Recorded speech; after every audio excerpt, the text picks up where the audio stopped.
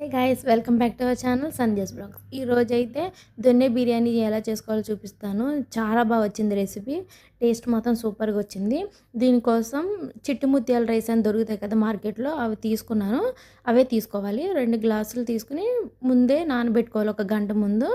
తర్వాత chicken kilo తీసుకున్నాను. బాగా శుభ్రంగా వాష్ చేసుకొని దాంట్లో కొంచెం కారం, పసుపు, సాల్ట్ అండ్ కొద్దిగా పెరుగు వేసుకోవాలి. పెరుగు దమ్ బిర్యానీలా ఎక్కువ వేసుకోకూడదు, కొంచెం ఒక హాఫ్ కప్ వేసుకోవాలన్నమాట. వేసుకుని బాగా మిక్స్ చేసుకుని ఇది కూడా ఒక గంట నానబెట్టుకోవాలి. టైం లేదంటే ఒక హాఫ్ అన్ అవర్ అయినా ఖచ్చితంగా నానబెట్టుకోవాలన్నమాట. సైడ్కి పెట్టేసుకున్న. అలాగే ఇలాచి, దాల్చిన చెక్క, లవంగ మొగ్గలు తీసుకుని ఆయిల్ వేసుకుని ఫ్రై చేసుకోవాలి. ఆనియన్స్ కూడా ఒక 2 కట్ చేసుకుని ఇలా కలర్ చేంజ్ అయ్యేంత వరకు ఫ్రై చేసుకుని పక్కకు తీసేసుకోవాలి. వాటిని చల్లారాక మిక్సీ చేసుకోవాలన్నమాట. మనం పేస్ట్ చేసుకోవాలి. దీంట్లోకి మిక్సీ చేసుకున్నాక ఇవి బాగా ఇంపార్టెంట్ థింగ్స్ అనమాట. పచ్చిమిరపకాయలు ఫ్రై చేసుకున్నాను అదే ఆయిల్లో. తర్వాత కొత్తిమీర, పుదీనా, మెంతికూర ఉంటుంది కదా, అది ఒక కట్ వేసుకున్నాను. అది వేసుకోవాలి ఖచ్చితంగా. అది కూడా ఫ్రై చేసుకుని పక్కకు పెట్టేసుకున్నాను. తర్వాత కొంచెం స్పైసెస్ వేసుకుని ఆనియన్స్ కూడా కట్ చేసుకుని ఇవి కూడా బాగా గోల్డెన్ ఫ్రై చేసుకోవాలన్నమాట. ఇక్కడ కొంచెం సాల్ట్ వేసుకున్నాను. తర్వాత అడ్జస్ట్ చేసుకోండి సాల్ట్. వాటర్ వేసుకున్నాక ఇవన్నీ మిక్సీ పట్టేసుకుని పక్కకు పెట్టేసుకోవాలన్నమాట.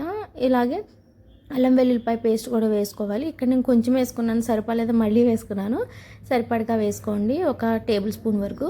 తర్వాత మనం మ్యారినేషన్ చేసుకున్న చికెన్ కూడా వేసుకొని ఒక 5 మినిట్స్ కుక్ చేసుకోవాలన్నమాట. చూస్తున్నట్టు వాటర్ వచ్చినాయి కదా, అలా కొంతసేపు కుక్ చేసుకోవాలన్నమాట.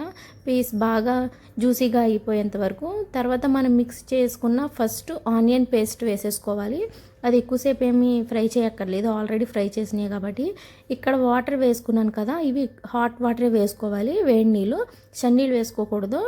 హాట్ వాటర్ 2 గ్లాసెస్కి నేను 3 గ్లాసెస్ వాటర్ వేసుకున్నాను. 2 గ్లాసెస్ రైస్ తీసుకున్నాను కదా, నానబెట్టాం కాబట్టి.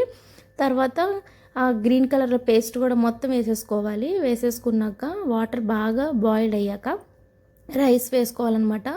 రైస్ వేసుకుని ఇంకా రైస్ ఎలా మామూలుగా అన్నం ఎలా కుక్ చేసుకుంటామో అలా కుక్ చేసేసుకోవడమే.